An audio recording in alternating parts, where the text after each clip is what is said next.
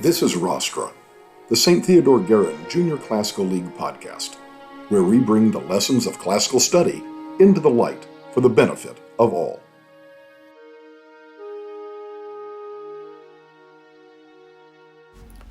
Welcome back, everyone, to another episode of Rostra. We have Stella Kolb with us here today, and Stella is a sophomore in first year Latin. And you know what? I'm tired of saying this every time. Every single time, this is like I start out an episode, I say, "Oh, I'm really excited about this topic." That just stands to reason. I'm excited about all of these topics. I genuinely am, and including the one that you picked today. So, talk to us a little bit. What is your topic? First of all, what is your topic, and why did you pick it? My topic is women in ancient Rome, and I picked it because I feel like I've learned so much about Roman men, but never really a lot about the women. Yes, and we're going to talk, maybe you will, or over the course of this, we'll talk maybe a little why that seems to be the case. But first of all, there's a lot to say, and more than we could get to in this podcast, I'm sure. Give us something that you found out that you did not know before. I did not know that they had consecrated virgins to the goddesses. Okay, and so did you find out which goddess in particular? No. So there's a goddess named Vesta, capital Vesta, and so she's the goddess of, was the goddess of the hearth and the home, we say. And it actually was a great honor for families to have a daughter who would be consecrated to Vesta, called one of the Vestal Virgins, and so one of the priestesses to her. Okay, so that's something. Give me another couple things, and then we'll come back to this. Maybe why you typically hear more about the guys than the ladies in maybe a history class or something. Okay. I also learned that the differences between the royal women and just the normal working class were a lot of times that they would do the same things, but even though that they were both underneath their husbands, the royal women would definitely have more influence over their husbands. And let's be honest, that's probably similar in a lot of cultures and a lot of other aspects. You know, the higher up you go socially or politically, maybe there are more freedoms, more freedoms and power and so forth there. So why, first off, why do you think, maybe you actually even came across this, I don't know, but why do you think or guess, perhaps, that say a high school history class or high school Latin class or something like this, you might have more information about ancient men than ancient women? Because they were the ones going out and warring against other people and just more in public. Exactly. I think there's more of a public role. And you mentioned warfare. Let's be honest. I think, modern day America, while we're certainly aware of wars in other parts of the world, war is not a part of our daily life. In the ancient world, war was a part of people's almost daily life. This was just a common thing. And obviously it was the guys who were going out and doing that at that time, so more public in that regard. And let's be honest, that tends to be what gets written about. It's not the things going on behind the scenes, the things that are really supporting what's going on. And so that's probably part of it there. So anything that you learned that, and I'll throw this out in a few different ways, anything you learned that surprised you, shocked you, appalled you, anything that you had a strong reaction to that you discovered? Actually, I was really surprised that there was a certain dress called the stola that only married women would wear. The stola, absolutely right. Now there was, and I don't know if you ran across this, there was a kind of a unisex garment, the tunic, or the tunica, which is basically a long t-shirt. Like in the modern day world, a lot of times people wear a sleep shirt. It's like basically a t-shirt that goes to your knees. Both genders wore that. And that's just kind of almost like our blue jeans, if you will. It's just a common around the house kind of working kind of a garment.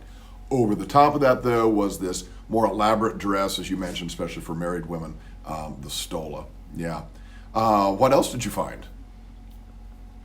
I also found that I did not know that they had priestesses. I thought that it was only priests. Again, absolutely. There were again, not for every deity that had a temple, but for certain ones, you certainly had priestesses. For example, Apollo what we call the oracles, those who supposedly spoke the prophecies on behalf of Apollo, were women. And so we think about the Delphic oracle over in Delphi, Greece, and we think about the Cumaean Sibyl, or this priestess called the Sibyl, who was at Cumae in Italy. These were women who spoke on behalf of the gods. Yeah, so I'm going to make it we're going to take this as a personal sort of question, okay? Okay. So you get to it. We invent a time machine. Let's say this. So first year Latin project, we invent a working time machine. Parents have signed off on the permission slips. The school has approved it, and we are actually able to take a trip back to ancient Rome. As a young woman, do you think you would like what you would experience? Based on what you have read and researched, do you think you would like what you experience?